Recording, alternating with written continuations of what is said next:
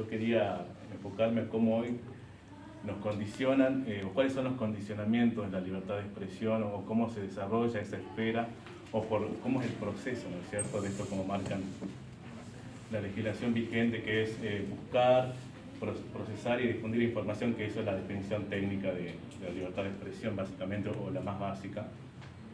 Pero como hoy hay ciertos condicionamientos que cuando uno empieza a ejercer el periodismo se choca contra eso, ¿no es cierto? Por ahí yo pienso, voy a escribir una nota sobre cómo la Casa Rosada ejecuta el presupuesto en educación. Sí, pero me dice, ¿con qué enfoque? Por ejemplo, más allá de la línea política del medio, es decir, bueno, vamos por este enfoque, no sé, aumentó un 6%, cumple con la ley de educación, de presupuesto mínimo que es el 6%. Y vamos, difundimos esa información hoy en día. Pero ¿qué pasa? Hoy en día esa información quizás no rinde en las métricas, ¿no es cierto? Yo tengo una página de internet, encima que tiene muro de pago, paywall como le dicen actualmente, no rinde. Y viene mi editor me dice, yo quiero seguir con esa información, ¿no? Yo quiero averiguar, bueno, de esa educación, de ese presupuesto de educación, cuánto va a escuelas rurales, o cuánto se destina para educación sexual integral. Y yo como periodista tengo ese entusiasmo de seguir con ese tema. Y está bueno, marcamos agenda, pero por ejemplo, en las proyecciones de métricas que tenía sobre esa nota cumple el 5%. Entonces, ¿qué hago ante eso?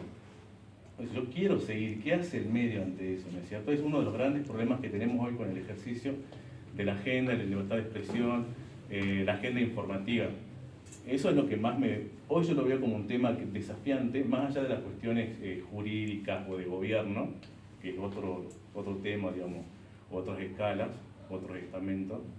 Lo que nos preocupa y lo que hoy nos compete básicamente es eso, ¿no? Cómo las audiencias están tomando un punto importantísimo y central en lo que tenemos que informar y cómo informar. Y eso también hace la libertad de expresión, porque por ahí yo tengo ciertas ideas, ciertas investigaciones y que funcionan y a la vez no funcionan. Una infidencia, por ejemplo, en nuestro medio, la nota más leída en los últimos 3 meses tiene que ver con Telma Fardín. Y uno se pregunta, bueno, si la gente quiere más sobre Telma Fardín, ¿no es cierto? Y tenés un montón de periodistas que quieren investigar otro tipo de cosas. Tenemos que tener esa información. Pero hoy está la sostenibilidad del medio, que también hace la libertad de expresión, que es muy importante, porque todo es un ecosistema que tiene que ser sostenible para que las ideas y la información lleguen a las audiencias, que tiene que estar y tiene que funcionar. Y eso sí me parece un tema que en lo profesional tenemos que plantearnos, más allá, insisto, que es importante el encuadre jurídico y estos proyectos polémicos con que salen que hay que analizarlos y demás. Eso sí, desde el rol que me compete en la actualidad, es como no una pelea constante, es como un desafío constante, ¿no? De qué hacemos los periodistas hoy en día. Más allá de marcar agenda, ¿qué estamos construyendo? ¿No es cierto? ¿Qué quieren las audiencias? ¿Cuál es nuestro vínculo con las audiencias? En las redes sociales, donde hay, si se quiere, no sé, plena libertad de expresión, porque competimos con alguien que tiene un blog, un blog es una antigüedad, no sé, un TikTok, y competimos al mismo nivel, porque ellos también emiten un video, nosotros también con recomendaciones banales como para el turismo. Alguien que arma, no sé, 3 ideas para el turismo, y nosotros también hacemos lo mismo y competimos, incluso algunos usuarios tienen más seguidores que nosotros. Es todo un desafío esto de cómo las audiencias se están metiendo, creo que para bien en algún punto, pero en esto de un eslabón más en el ecosistema de cómo se difunden las ideas o la información. Tradicionalmente, ustedes saben, un periodista venía con un tema o el editor le daba, y seamos sinceros, no es que salía la nota a veces tal cual como el periodista quiere. Hay un proceso, ¿no es cierto? Pasa el editor, el corrector, hay veces que sí, las notas de él siempre salieron como él quiso, porque él tiene mucho peso y un bagaje importante, digamos, sabe cómo hacerlo. Pero no siempre es así. Cuando uno empieza, plantea un tema y además de enmarcarse en una línea editorial, pasaba todos esos eslabones, ¿no es cierto?, que por ahí cuando me decían, sí, la libertad de expresión de los periodistas, sí, pero hay un ecosistema en esa libertad, sobre todo cuando son medios profesionales. Eso ya lo sabemos todo, no hay que discutirlo, está claro. Lo que sí yo veo ahora, no con preocupación, insisto en esto, es el tema de los muros de pago, que es una realidad, y también las métricas, ¿no? Que cómo van eso también siendo un eslabón más de todo el ecosistema de la libertad de expresión. Por ejemplo, tenemos fuente, alguien nos da un dato, nos pasa el Ministerio Público, con la idea de que a través del diario que la gente compra y de la página de internet llegue ese mensaje o esa nota sea masiva. Y hoy en día me dice, che, pero no puedo entrar, no, tengo que pagar para entrar. Entonces, es todo un tema que la gente comprenda cómo es la sostenibilidad y te dice, sí, pero yo te doy la información para que llegue a todo el público, no únicamente para los que pagan. Entonces, yo creo que eso como un tema central y neurálgico, sobre todo para lo que hacemos, todos estamos haciendo ya periodismo digital, las radios se están digitalizando, multimedia si se quiere, me estoy quedando digamos antiguo con las definiciones, pero creo que eso es importante. Y nuestro trabajo como periodistas, como comunicadores, es un poco entender que todo tiene que ser sostenible, que se tiene que hacer con el mayor trabajo profesional, que todos tenemos ese ideal, que también es jurídico, de la libertad de expresión, no solo es un ideal, pero que no es tan directo como se marca en la teoría, ¿no es cierto? No es que yo tengo un derecho de decir tal cosa, la puedo decir, pero bueno, cuando lo hago de manera profesional y demás, hay un montón de eslabones que entran a jugar en ese derecho, en cómo corre ese derecho, ¿no? También lo hay cuando corren un poco esas obligaciones. Recién Antonio comentaba el tema de cuando uno lo demanda, ¿no es cierto? También cómo el medio respalda, cómo los editores tienen que respaldar eso, el periodista. Los que hacemos periodismo profesional o comunicación profesional, más allá del medio en el que estemos, un poco yo veía la definición esa de libertad de expresión de los periodistas, que no es lineal, digamos, ¿no? Que es un sistema, que son esferas que se van construyendo, que van moviéndose y que van... Obviamente, diferente es cuando uno marca una opinión o cuando uno tiene una página, una columna de opinión en una radio, paga su espacio. No obstante, puede pagar su espacio, pero el medio puede decir, mira, de estos temas críticos, mejor no hablar o tratarlo de tal forma. Lo que yo digo siempre cuando te dicen, que un poco lo charlaba con Gloria, escribime algo sobre Dios. ¿Y qué me va a escribir sobre Dios? ¿Desde qué lugar? ¿No? Eso también juegan los medios y un poco es lo que yo venía reflexionando. Bueno, estamos ante un medio complejo, una situación compleja. Por ejemplo, les comento, y que por ahí los periodistas se sienten incómodos, ¿no? Y también es un poco el antiperiodismo que habíamos concebido. No sé, el otro día hacíamos una propuesta de todos los candidatos de diputados, precandidatos de diputados provinciales. Y decía, vamos a titular, el periodista me decía, vamos a titular por las frases de los periodistas, de los precandidatos. Y le decimos, no puedes titular por ahí porque el Google Discover no te lo va a tomar, o el Search no te lo va a tomar. Sí, pero me dice, no puede ser una máquina, no puedo poner elecciones 2023 2 puntos, mirá lo que propone Orozco. O elecciones 2023, mirá lo que propone Outes, que son latiguillos, digamos, o sea, no hay mucha creatividad. Entonces el periodista nos dice, bueno, para el impreso titulamos de esta forma, para el digital y las redes lo otro, cosa de que los buscadores me den un buen posicionamiento a las notas. Por eso es toda una negociación, creo que en la actualidad, aunque suene feo, lo que vamos a decir, lo que vamos a opinar, o lo que queremos difundir, tiene que ser una negociación estratégica, ¿no es cierto? No es como que yo sí quiero decir tal cosa, no. ¿A qué público querés llegar? ¿Cuántas visitas, cuántos links querés tener? ¿Cuánto tiempo de lectura querés tener? Que antes uno ni se imaginaba pensar en eso, ¿no es cierto? Y ahora sobre todo cuando yo empecé, que soy relativamente joven, tengo 39 años, uno llegaba con su tema y uno creía que tu mensaje, tu noticia, tu contenido, lo leía la cantidad de diarios que se vendían multiplicado por 5, porque eso es lo que nos decían. Y ahora no. Nosotros ahora tenemos un seguimiento real de la información y eso es importante porque marca un nuevo escenario de cómo manejar esta libertad de expresión o la libertad de prensa, mucho más, insisto en esto, estratégica, condicionada, muy diferente a lo que estábamos acostumbrados, pero es la realidad, no es ni buena ni mala, es lo que es. Así que bueno, básicamente eso. Después si quieren hacer alguna pregunta o que ampliemos. Planteado el ecosistema, Claro, la libertad de expresión. Antonio, tu punto de vista, del ecosistema. tu panorama. Pero sí que me siento una ave rara dentro de este ecosistema. Porque toda mi formación y toda mi visión periodística se ha enfocado siempre en otra dirección. Yo odio esto, los clickbait, los títulos ganchos, que lo importante es atraer el punto toque, los clics, ¿no?, de la gente, no importa que un título, mirá lo que le pasó a Horacio Echazú, es increíble. Yo, ¿qué le pasó? Entra, resulta que llegó tarde al cajero y tuvo que hacer una cola de 20 metros, ¿no? Odio ese tipo de cosas. Mirá lo que pasó, no, siempre yo aprendí a poner en el título de entrada, que era la hipersíntesis de lo que estaba, incluso en el desarrollo informativo, y efectivamente, bueno, el rating llegó también a la gráfica, a través de las redes sociales.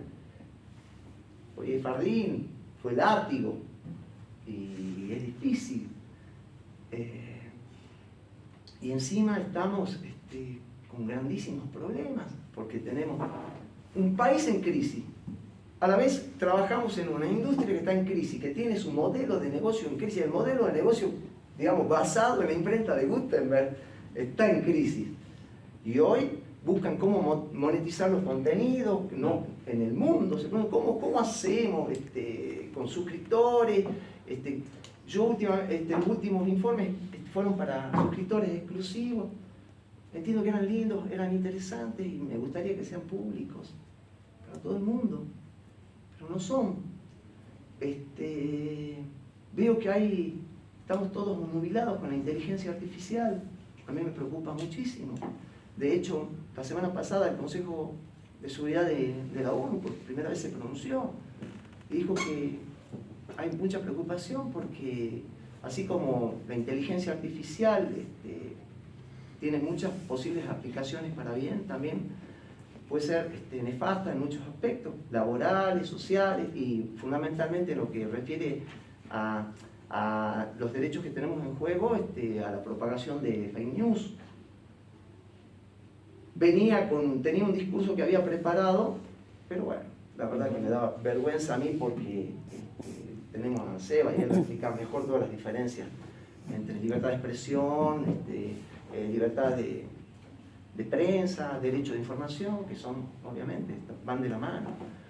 Y me encuentro con una media sanción en la legislatura de un proyecto que, obviamente, va a poner en manos de un juez contravencional digamos, el dictamen de si realmente lo mío es peligroso, es injuriante, o es una fake news. Y si yo no tengo para pagar los 30 días de arresto, serán 30 días de arresto. Y miro y empiezo a leer y veo que la Fiscalía de Ciberdelitos va a colaborar con la Fiscalía Contravencional. Ya estamos mezclando digamos, chancho con limonada, y encima ya como estamos, con muchos de los jueces que tenemos, uno enfrenta permanentes demandas. De hecho, días atrás me encontré en los pasillos de la ciudad judicial con Pedro, a quien, bueno, respeto muchísimo, y le compartía. Me dice que se acabó en una de las tantas demandas. Y en este caso era una demanda porque yo, entre los años 2013, 14, 15, 16 denuncié que había una descomunal estafa en los lotes el loteo de Valdivia, del ingeniero Méndez. Hay cientos de familias que viven sin agua, sin luz, y no hay impacto ambiental, no hay CAM, no hay servicios, no tienen escrituras. En el juzgado de concurso y quiebra hay una larguísima cola de cientos de familias afectadas, pero resulta que la misma mujer de Méndez, que en el año 2009 fue al diario llorando a decirme que él era un delincuente peligroso para la sociedad y que haga algo por ella y por su hijo, en una causa, creo recordarme, Pedro, que era también por corrupción de menores en ese momento, era por reducción a la servidumbre, ¿no? E incluso corrupción de menores.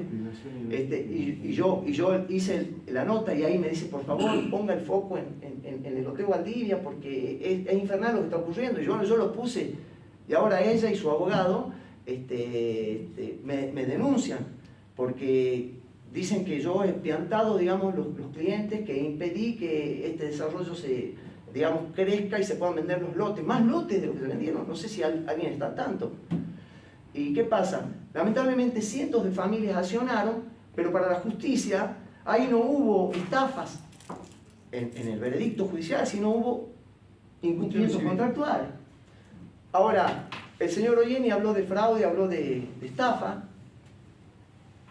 Yo mencioné a varios abogados, a víctimas, están ahí. Pero bueno, ahora resulta que enfrento una demanda de 10 millones de pesos, que me puede costar mi casa. Pero bueno, yo he presentado decenas y decenas de documentación. Han ido a declarar abogados, también víctimas, pero ahí sigue. Entonces quieren aplicar la doctrina Campillay, porque ellos piden la doctrina Campillay. Bueno, les recuerdo, hubiera sido importante, digamos. A mí me preocupa. ¿Por qué? Porque nosotros tenemos, digamos, dos doctrinas en juego, por decirlo de algún modo, la Campillay y la de la Real Malicia. Con la Campillay, yo para no tener problemas, tengo que cumplir tres condiciones esenciales: usar el potencial, citar textualmente las fuentes, como diciendo, él es el que habla, yo no opino, él es el que habla, o directamente no mencionar a imputados. ¿Qué es lo que está pasando? No sé si habrán visto que hasta en los partes del Poder Judicial salen, digamos, los partes y no se mencionan a los imputados. Y nosotros a veces, Pablo, salen esos partes en el diario y no están mencionados los imputados. Los protegen porque mangan miserables, periodistas de cuarta, diarios de quinta, ¿sí? ¿Y cómo les explicamos que estamos encorsetados? Ahora, yo abordo una cuestión de interés público. Ahora, pero no involucra a funcionarios. Por eso corresponde Campillay. No. Si ese loteo se hizo porque hubo funcionarios que permitieron que ese loteo se desarrolle con acuerdos, al menos polémicos, y acá hasta el Consejo Deliberante tuvo que sacar una ordenanza de excepción para que esa gente pueda hacer un tendido para poder tener luz. Ahora esa ordenanza de excepción marca un precedente que va a afectar a todo, porque todos los barrios que tienen problemas, no tienen escritura, bueno, si yo también quiero una ordenanza de excepción para poder tener medidor, ¿verdad? O sea, todo esto está afectado, aparte tiene conmoción social, tiene todo. Ahora, no, para mí es la Real Malicia la que se tiene que aplicar. En la Real Malicia, que es una doctrina, digamos, más moderna, que se contrabalancea muy bien con la Campillay, dependiendo, digamos, la circunstancia o los hechos.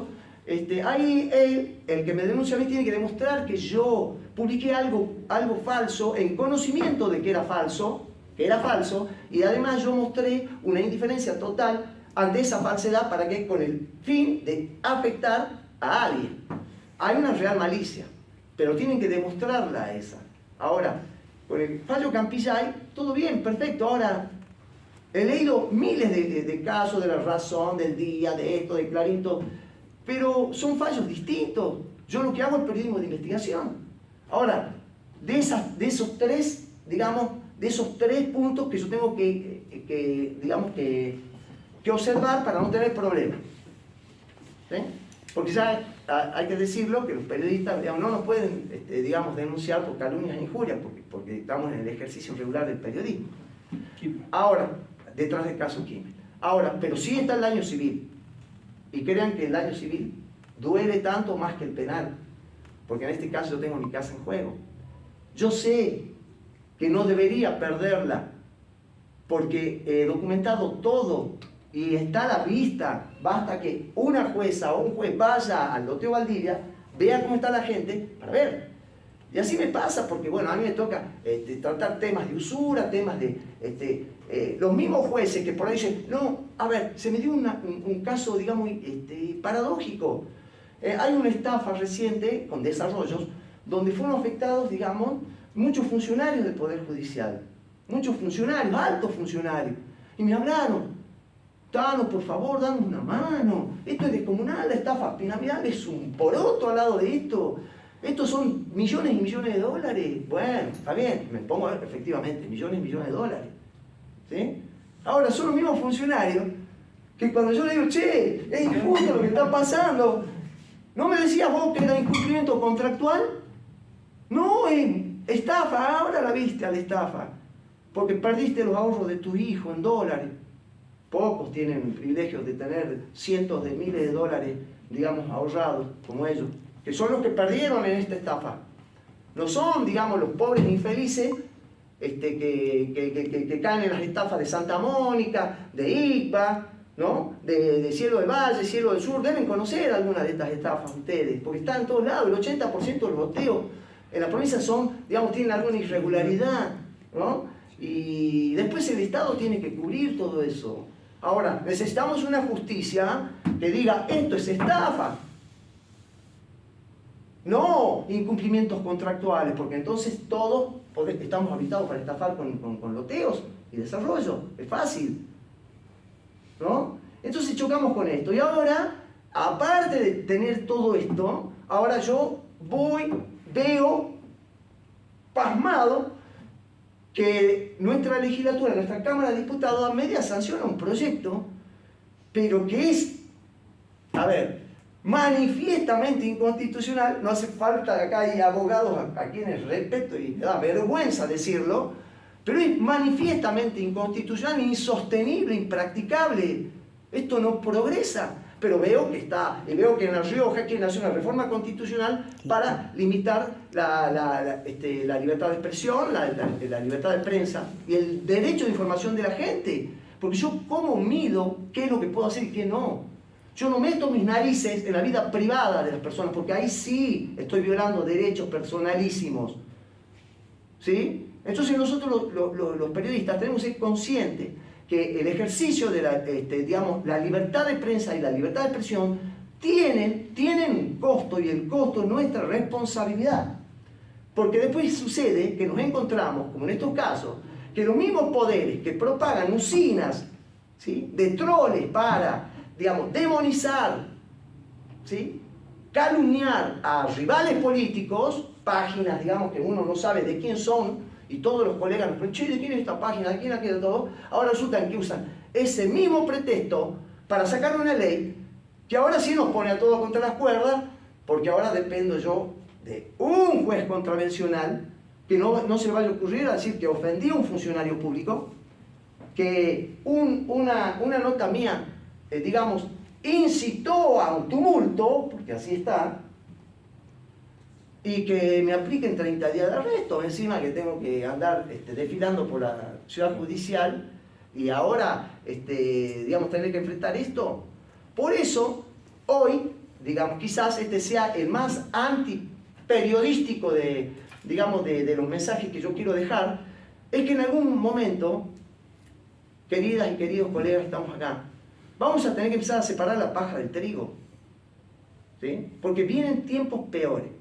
Desde marzo de 2018, porque ahora estamos, digamos, dentro de las redes, y hay temas, preocupaciones mayores. Porque desde que Twitter, por ejemplo, en marzo del 2018 les declaró la guerra a los troles, empezó a usar algoritmos y empezó a usar, digamos, metodologías que hoy son censura pura. Y que, de hecho, el propio Elon Musk, ¿sí?, cuando adquiere Twitter, a ver, Gustavo, vos que estás más al tanto de esto, dijo, sí, porque esto, porque aquello, bueno, no es así, que esto y aquello, pero está demostrado de que Twitter, digamos, a través de formas de, pero a mí me gustan los términos en inglés, showban, que bloquea, que hace que, por ejemplo, los tweets que son críticos de gobiernos totalitarios, como por ejemplo el de Turquía, el de India, ¿no? Entonces baja, pone en mal ranking, entonces eso desaparece literalmente, y eso está ocurriendo. Es más, el Consejo de Seguridad de la ONU hoy está preocupado por la inteligencia artificial que se usa ahí desde el 2018, ya se empezó a usar para bajar tweets críticos.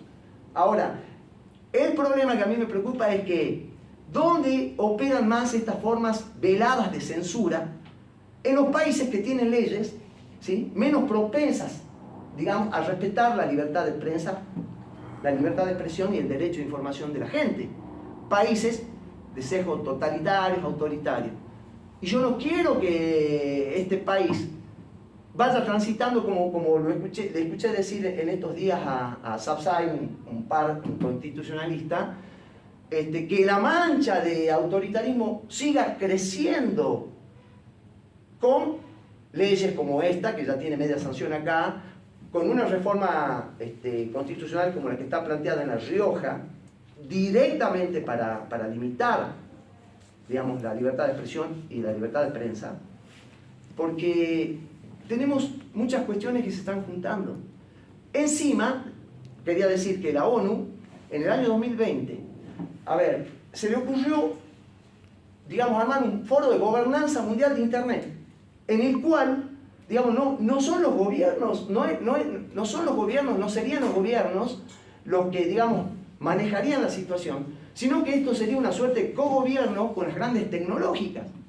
Entonces, yo no estoy muy al tanto, quizás Gustavo tenga mucha más, digamos, más información al respecto u otros conceptos, pero digo, todo esto me preocupa mucho, me preocupa, porque digo, ¿a dónde vamos? Estamos entregando el poder a... Estamos entregando el poder a las tecnológicas, exacto. O sea, vamos, ahora no solo vamos a tener que preocuparnos por leyes internas, sino también por Twitter, que secunda con sus veladas formas digamos, de censura a las leyes que se dictan en los países más propensos, digamos, a callar voces críticas. Y mientras tanto, veo que también en mi país, digamos, yo cuando tenía 5 años, yo nací en el año 62, yo tenía 5 años y en Estados Unidos ya se aprobó una ley de acceso a la información pública, que fue maravillosa porque muchos de los grandes trabajos se hicieron a partir, digamos, de los requerimientos de información que se hicieron. No todos van con, digamos, con garganta profunda, todo. En Estados Unidos es más fácil. Acá nosotros tenemos que lidiar, cuando queremos hacer periodismo de investigación, tenemos que lidiar porque estamos ante información que se niega sistemáticamente, no tenemos acceso a la información pública. Vuelvo a repetir, yo tenía 5 años, ya estoy cerca de la tumba, tengo 61 y nosotros seguimos discutiendo esto. También veo que en mi provincia la pauta se sigue utilizando como un sistema de premios y castigos, según, digamos, tengamos al frente un periodista más crítico o menos crítico, o concesivo o obsecuente, si quieren llamar. Y eso no me gusta. Entonces tendríamos que estar analizando estas cosas. La legislatura tendría que estar analizando, a mi modo de ver, cómo hacemos, digamos, para evitar que se sigan propagando, que se siga generando una usina de páginas, ¿sí?, cuyos responsables desconocemos, y que se siga, digamos, promoviendo que gente que evidentemente no tiene fines periodísticos siga diciendo lo que se le antoja, oculta bajo un nick, y que periodistas que realmente queremos hacer bien las cosas estemos preocupados para no ir presos, ¿sí? 30 días de arresto. Eso quería, por eso es medio confuso lo mío, medio mezclado, pero se me juntan muchas cosas, con bronca, con rabia, con fastidio, ¿no? Porque eso, veo que a las crisis que tenemos se le suman cada vez más crisis. Aparte, mientras más, digamos, caen los indicadores socioeconómicos del país, también cae la calidad periodística, porque se debilita el sostenimiento de las empresas y cada vez más difícil es cada vez más difícil ejercer, digamos, la libertad de prensa y hacer un ejercicio del derecho de expresión, la libertad de expresión, la libertad de opinión, ¿no? En términos razonables. Ese deterioro a mí me preocupa. Ese deterioro me preocupa. Por eso, bueno, perdón que me haya extendido. Pero bueno. Doctor Aguirre. La palabra dice funcionarios oficiales, dice. No me refiero, y volviendo al tema, para no meterme en cuestiones, yo quería ir más de lo jurídico, como dije, quería sostener que previo a cualquier cuestión, lo que debemos defender es la diversidad de opiniones a través de la diversidad y la multiplicidad de medios, y es lo que nos está pasando en la provincia. Se está monopolizando, se está cayendo la disidencia.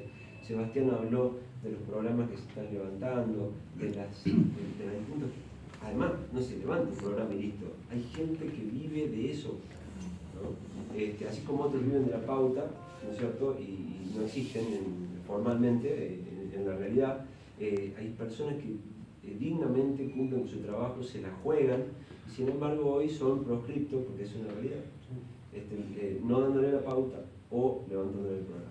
Y eso es un problema que Tano lo dijo, esto se viene feo. Si seguimos así, y vuelvo a insistir que es un error político, que ojalá cambie y se vuelva a pensar que lo que mejor le puede convenir a un gobierno, cualquiera que sea, y a una sociedad, es tener voces disidentes y plurales. Totalmente. Entonces, bueno, después vienen todos los análisis puntuales de los proyectos de ley, etcétera, pero creo que ahí está la importancia. Ahora, qué difícil organizar un diario entre tratar de buscar algo que forme, que haga crecer una sociedad, que dé otro tipo de valores, a tener que medirlo, como vos decías, Pablo. Yo le quiero sumar que, más allá que es importante toda la protección del sistema jurídico, de la libertad de expresión, yo me quiero focalizar más que nada en el día a día, en nuestro quehacer. Cuando hablaba de los condicionamientos, también, por ejemplo, les cuento una anécdota breve y después otro debate que tuvimos en el diario, que lo contentan el otro día. Hay una niña trans muy conocida, un fotógrafo nuestro le hizo una foto con ella muy sensualizada, si se quiere, la boca pintada, ropa muy de adulta, y la editora dijo, no podemos publicar una foto así. Pues la nota era sobre la chica trans, sobre la niña trans. Y el fotógrafo dijo, me está censurando.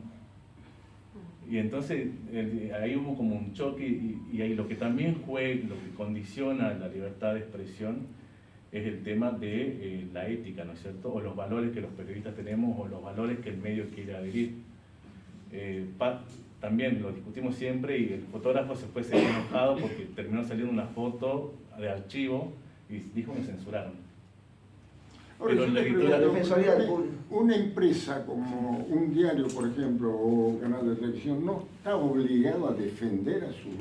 No, sí, lo hace. un debate interno. Claro. No, pero ahí tenías Claro. dos que opinaban Quiero distinto. terminar de Claro. aclarar una cosa. Somos Justamente con eso, ¿no? una cosita, perdón, Sí, sí. Otro caso más, por ejemplo, hoy están los medios, pesan mucho, no son normas, pero recomendaciones de género, ¿no es cierto? Vienen los periodistas y policiales y dicen, no, hay que contar, perdón, voy a ser grosero lo que voy a decir, cómo la abusaron a la chica, que le rompieron el pantalón, que la bombacha estaba tirada a 2 metros, que después le pegaron, tiene lesiones en tal y tal lado.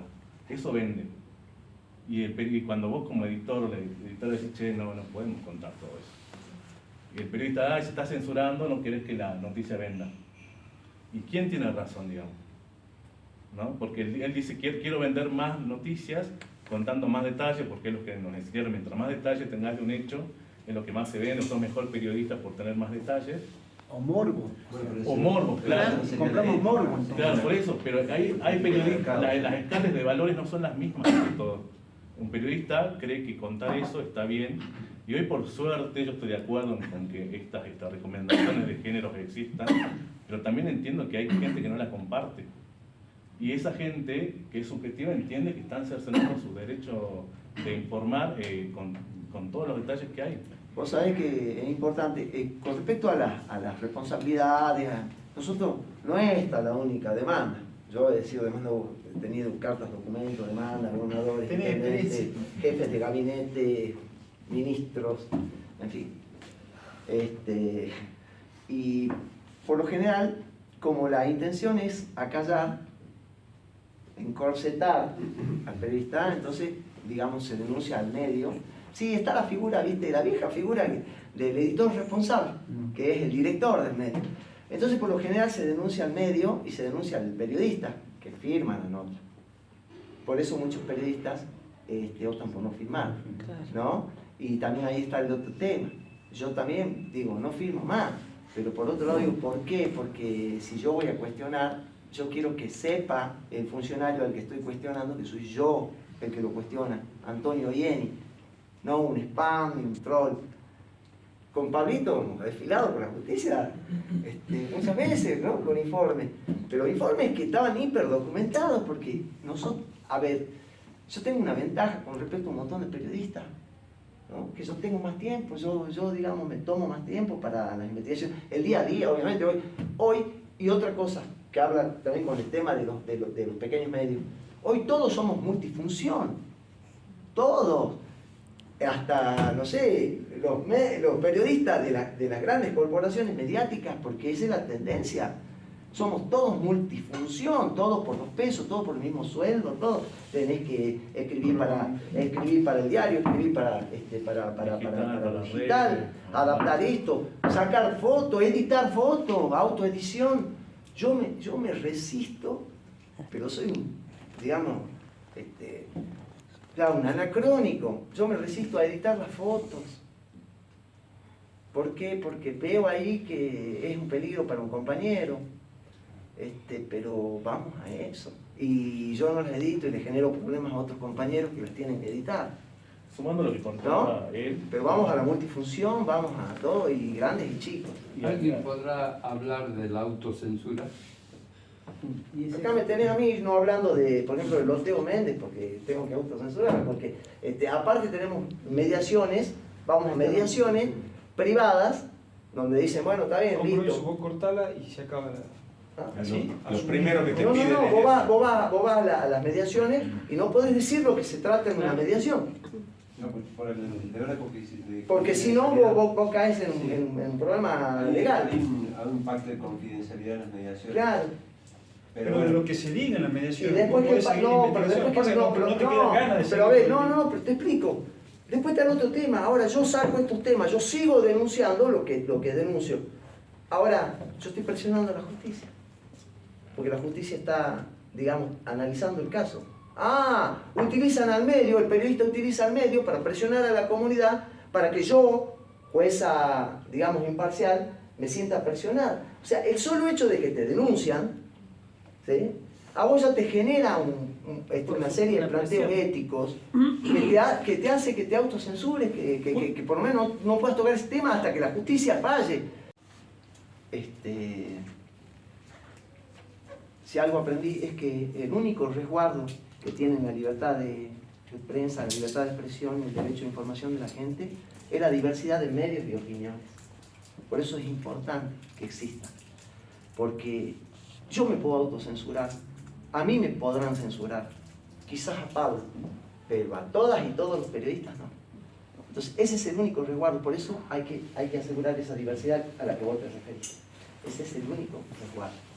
Eso quería, digamos, aportar. Danito, yo quiero darte un supositorio, discúlpame la expresión, pero de Nova Arquina. En el tema de la estafa de los lotes, el primer estafador es el Estado. Vos debés saber que todas las leyes de expropiaciones se hacen efectivas hacia el señor que quiere una casa, yo que quiero, me adjudica la casa. Pereira Rosa y el Guayco no puede escriturar la provincia porque no tienen plano de subdivisión. ¿Y por qué no puede escriturar? Porque no pagaron los juicios. No pagaron la expropiación. Disculpa, te voy a recordar que yo hice 5 informes al respecto, aludiendo a todos los derechos que se vulneran con las expropiaciones. Y referí concretamente al caso de las 60 hectáreas del Cerrillo, concretamente al caso Pereira Rosa, concretamente al caso de... ¿Recuérdame, Pablo? Sí, y dije que ese no es el camino, porque ¿qué pasa? El Estado expropia, efectivamente afecta a los derechos de los propios, de Núñez Burgos también, se le hicieron 3 expropiaciones, 2 en la época de Juan Carlos Romero y una en Utubey. Una primera chiquita era para hacer el puente, el canal ese que cruza, ¿no? El Parque La Vega. La otra fue justamente, no, miento, esa fue la única del gobierno de Juan Carlos Romero para ese canal, y después durante el gobierno de Urtubey 2. Una para la primera etapa del Parque La Vega, y después cuando denunciamos, que también nosotros hemos sacado un informe de toda la estafa que hubo con el lote de Parque La Vega, y quedaron cientos de familias ahí en el medio, se hizo una segunda expropiación a la familia Núñez Burgos, de la sucesión de Celestino Burgos, justamente para que puedan ubicarse en nuevos terrenos, digamos, esa gente. Fue la famosa estafa en la que hubo imputados, incluso un juicio con gente de Tierra y Hábitat, punteros políticos y todo. Pero te recuerdo que efectivamente coincido 100% con vos. No es el camino, porque no solo afecta a los derechos de propietarios, porque quedan impagos. De hecho, hoy están impagas expropiaciones de los últimos, no sé, 15 años, y la gente que está en las 60 hectáreas de Cerrillo, incluso en Pereira Rosa, todavía no tiene las escrituras. Y al no tener las escrituras, ¿sí? No pueden mejorar sus condiciones de hábitat, porque no pueden pedir un préstamo para mejorar, ni siquiera podés hacer nada. Puede hacer un aporte visto Perdón. en concreto para que vean el efecto beneficioso de la prensa. A mí me tocó estar en algún momento en un lugar en donde obviamente impactaron estos informes, impactaron positivamente en el sentido de decir, che, estamos en los medios, fíjate esto de cuándo viene. El problema es, uno de los problemas es que diputados les gusta mandar para su peculio político leyes de expropiaciones para hacer escuelas y después se despreocupan si les pagan o no. En el caso de estos loteos y de sucesivas expropiaciones, una vez que se producen estos informes consolidados del tribuno del Tano, obviamente en el gobierno tienen el impacto de decir, che, tenemos que parar con esta cuestión, y por otro lado tenemos que terminar estos juicios, pagarlos, porque la gente no puede hacer todo lo que el Tano. Y efectivamente pasó, de hecho, se pagaron. Estaba en la Fiscalía de Estado, terminaron con algunos casos como el de Núñez Burgos. Entonces, la prensa tiene un efecto beneficioso sobre las decisiones de las autoridades públicas. No tienen que molestarse porque el informe diga que son unos irresponsables, que mandan leyes de expropiación por cualquier tema, que después se despreocupan por si se paga o no, porque el perjuicio está en la gente. Consecuencia de todo eso es que se arreglaron muchos juicios y se emitieron informes para decir esto hay que bajarlo, esto tiene que cambiar. Sucesivas leyes de expropiaciones que no lleven a ningún lado no sirven para nada. Así que tiene un efecto que sirve. Ahora, en el marco de las denuncias que hacen los periodistas, ¿cuál es la responsabilidad legal del medio? Sí. Digamos, ¿en qué lugar está? Porque el medio está entre, digamos, entre el periodista que denuncia, que investiga, que da una opinión. La gente en el medio queda en el medio. ¿El medio o el periodista? El medio. Sí. Entonces yo digo, bueno, ¿hasta dónde el medio es responsable? Pero bueno, en el caso del Tano, puede tener un medio que está bien plantado, estructurado, con sus abogados y qué sé yo, pero hay un montón de medios en nuestra realidad que no tienen absolutamente nada de eso. Entonces, un periodista ¿No que tienen puede... apoyo al periodista que sufre No una tienen, demanda o hay- no tienen nada de qué cobrarse si No tienen ningún tipo de estructura. Respaldo, Todo. letrado, decís. Claro, vos tenés hoy la realidad de un periodista hoy es que trabaja en un medio que puede ser una página web en donde escribe algo, nada más. Pero ese medio es tan inestable hoy porque la verdad es que es un emergente de una plata que sobró y dije, pongo un medio de comunicación. Eso es un poco la realidad del periodismo que tiene hoy Salta y que no debemos dejar de ver, digamos. Entonces, ¿cuál es la responsabilidad del medio frente a un mensaje que se manda, que se difunde, frente a una información que se difunde en ese... Yo creo que el en ese medio se beneficia de lo mejor de la doctrina constitucional que protege la libertad de expresión. De hecho, en Estados Unidos, donde se origina la Real Malicia, es del New York Times la demanda. Ellos habían sido condenados a pagar $500.000 por cada uno de los demandantes, al final fueron 6, eran $3 millones, lo bajaron a 0, generaron la doctrina de Real Malicia. En Argentina esa doctrina fue para Morales Solá y para otros periodistas individuales. Se beneficia el medio, como el periodista, de esa doctrina, de la mejor doctrina, digamos. Está en la misma posición. Es más, yo te diría que puede estar en una mejor posición porque el periodista hace su trabajo, hay un control editorial, se sube la información, bueno, generalmente sería muy raro que se demande al periodista, que puede ser que sea un seco, pero se lo puede demandar al medio que por ahí está en condiciones de afrontar una demanda millonaria, o al revés, pero el medio está en la misma o en mejor posición para defenderse frente a un ataque de una demanda civil, o bueno, en el caso de la responsabilidad penal es física, de la persona física, ¿no? Pero me pregunto yo qué puedo aportar que sea interesante para ustedes, digamos, en esta relación entre el derecho y la libertad de expresión, la libertad de prensa, el trabajo de periodistas. Justamente saqué uno de los libros en los que, para volver a reflexionar sobre la base de la libertad de prensa, saqué uno de los libritos hace ya casi 30 años, con el que comencé a estudiar este tema, porque lo mío es la Constitución, el federalismo, los derechos fundamentales, pero dentro de esos temas siempre me llamó muchísimo la atención el tema de por qué se considera en los países occidentales y desarrollados a la libertad de prensa como algo preferido, como algo privilegiado. Muchas veces se suele pensar de que hay que ponerla en un lugar más alto que los otros derechos. Y bueno, pensar siempre las razones a partir de lo que pasa en Salta como para contextualizarla. Esta cuestión que pasó ayer, mientras yo pensaba qué decir, pasó hoy a la mañana que tuve 4 o 5 entrevistas preguntándome a boca de jarro qué pensaba sobre el tema de la media sanción de diputados, y de vuelta vuelve a aparecer esa reflexión inicial que estaba por ahí en estos libros, que decía, bueno, pero ¿por qué es importante la libertad de prensa y por qué no se la comprende? ¿Por qué se la ataca o por qué se la busca de alguna forma de reglamentar, de restringir, de poner cuestiones penales, punitivas, en una provincia como la nuestra, en donde existe libertad de pensamiento, pero no existe una libertad de expresión, digamos, en el sentido cabal y democrático del término? Ya me voy a explayar, después de escucharlo al Tano que tira tanta bronca, yo también me voy a sacar alguna bronca con la pauta oficial, con el levantamiento de programas, con la censura a ciertas personas. Y aunque no puedo decir que a mí tenga algún tipo de problema con mis opiniones, ustedes no sé si saben, pero bueno, yo tenía mi columna en La Gaceta, escribo periódicamente en El Tribuno, en la sección de opinión, en Punto Uno también, y así en revistas. Siempre gozo de la libertad de expresión de emitir mis opiniones, pero noto que existe, digamos, un cierto ambiente, por ahí lo de Pablo me sirvió para contextualizar. Obviamente hay un ecosistema periodístico, hay una línea editorial, y yo me di cuenta que algunas cosas que uno puede pensar sobre ciertos gobiernos evidentemente van mejor en Punto Uno con el Gringo que en el Tribuno por ahí con la línea editorial del Tribuno. Pero bueno, eso es propio, digamos, del contexto en el que se trabaja con estas líneas, ¿no?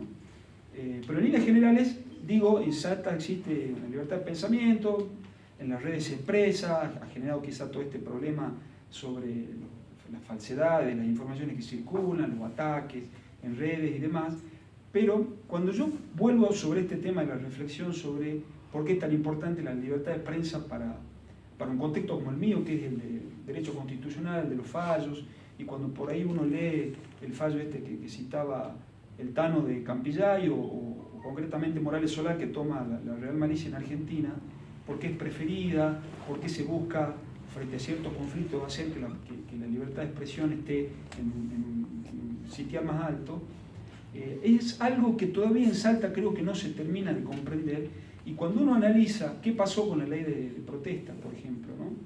Y qué está pasando con esta ley, y está, digamos, y salen los funcionarios heridos a decir, se nos ataca, se nos injuria, se dicen falsedades, siempre estamos en campañas de desinformación, y el Tano lo relacionó muy bien con que ellos son quizá los que sufren lo que ellos mismos generan, porque Salta Transparente sacó un informe el otro día diciendo que, no sé, de la pauta oficial hay 70 páginas que no le conocemos los responsables y se llevan un 18% del presupuesto anual, que ya es multimillonario, es decir, se está regalando la plata o hay corrupción sobre esa plata, pero en realidad ahí hay mucho de fake news o de ataque a la honra de un montón de gente, y entonces se sacan estas legislaciones restrictivas y se logra el efecto contrario, ¿no es cierto? Se ataca la libertad de expresión y no se la resguarda.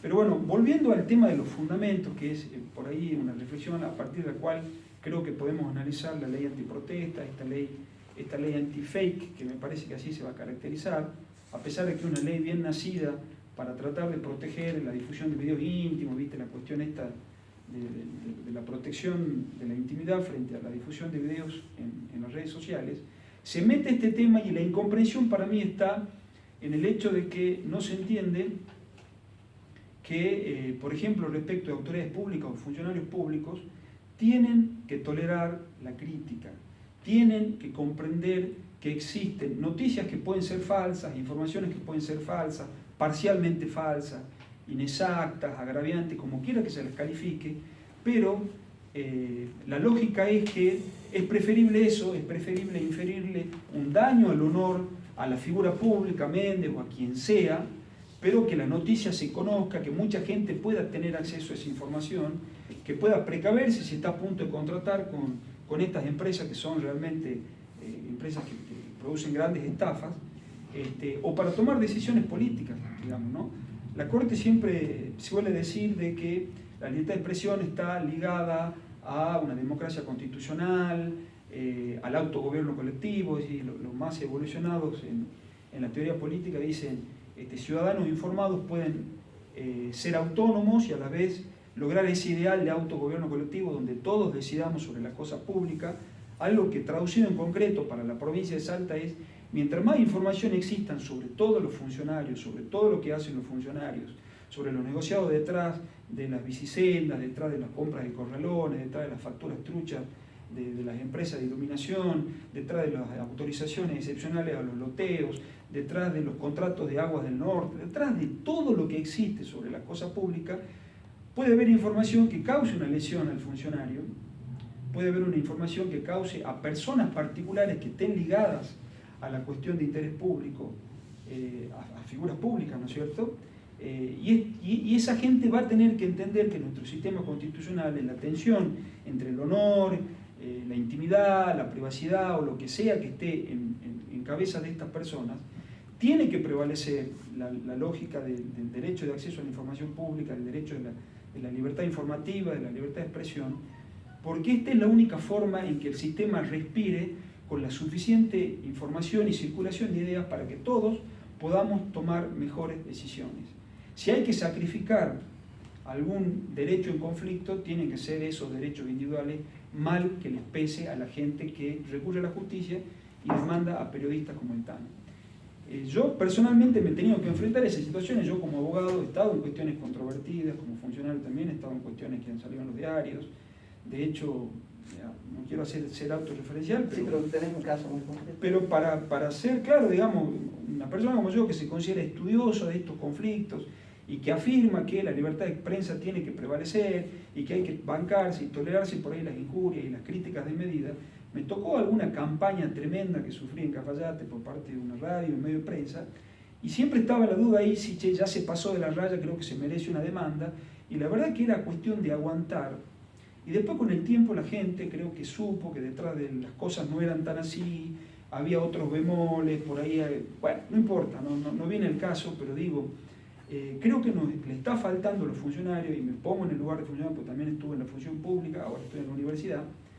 Tenemos que difundir esta idea como central en la provincia de Salta. No porque haya autoridades públicas que sientan que hay campañas de fake news en el medio de toda esta andanada de retuiteo y de redireccionamiento de información y de información falsa, ellos van a poder colar en una ley quizás legítima como la que artículos parciales de la reforma de ayer o de la ley de media sanción de ayer, cuestiones que metan a la cuestión penal o generen con la cuestión penal algún agravamiento en la indemnización civil, de manera que nos pase lo que les pasa, lo que el Tano también cuenta y que los abogados decimos que es la famosa censura implícita o censura indirecta, es decir, frente a demandas, frente a denuncias, frente a tener que estar constantemente al juez, el Tano va a pensar dos veces, o Pablo van a pensar dos veces, si van a investigar, si van a sacar los datos, si van a tener que usar el tiempo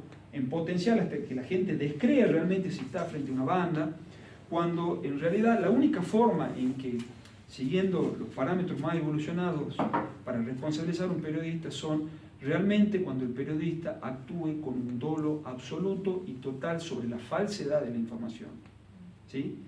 Solamente en ese caso, obviamente, la prensa, el medio de prensa o el periodista tiene que ser responsable por los daños que ocasione. Nunca antes, nunca actuando todos estos mecanismos, la contravención, la demanda de daños aplicando un estándar inadecuado o vetusto, como por ejemplo puede ser Campillay, digamos, para ciertas demandas contra periodistas, de manera que restrinjan en el futuro lo que un periodista de muchos años, de mucho prestigio puede hacer, digamos. Si ellos están restringidos, imaginémonos lo que puede pasar con los que recién llegan a la profesión. Yo, un tema que no quería dejar pasar, que un poco lo estamos diciendo así, el Tano lo mencionó, y me parece capital para comprender el estado de situación lamentable y crítico del trabajo de periodistas, la libertad de expresión en la provincia de Salta, es el efecto tremendo que produce la pauta oficial, que viene desde antes, pero creo que cada vez se está agravando más, porque los números son realmente monstruosos, son cientos de millones de pesos de presupuesto oficial actuando sobre medios, actuando sobre empresarios que a la vez subcontratan programas con periodistas, y se producen fenómenos tan lamentables como el que hemos tomado conocimiento en estos últimos tiempos, como por ejemplo el levantamiento de programas. Recuerdo el caso del Repasador, donde de la noche a la mañana una empresa levanta un programa que no sé si tenía o no, yo no seguía tanto una voz crítica, pero salí varias veces y uno podía decir lo que a uno le pareciese, de la noche a la mañana, sin decir los motivos. Claramente me parece que tiene que ver, de hecho el comunicado de Apple lo dice, tiene que ver con nuevamente el tema de la pauta. Pasó también con una candidata de un partido político, Felicidad, Jimena Loaiza, me consultaron. También de la noche a la mañana, digamos, si te metes en algo que al gobierno puede disgustar, o si estás en una línea que al gobierno no le gusta, porque Felicidad es un partido que al círculo íntimo alrededor del gobernador no le gusta, entonces puede sentirse afectada nuestra publicidad oficial, nuestra pauta, entonces te levantamos el programa. Y esto también pasa en entes públicos, como por ejemplo el Colegio de Abogados, también se levantó un programa porque no le gustaba la voz que ahí se hacía sentir o lo que se hablaba ahí.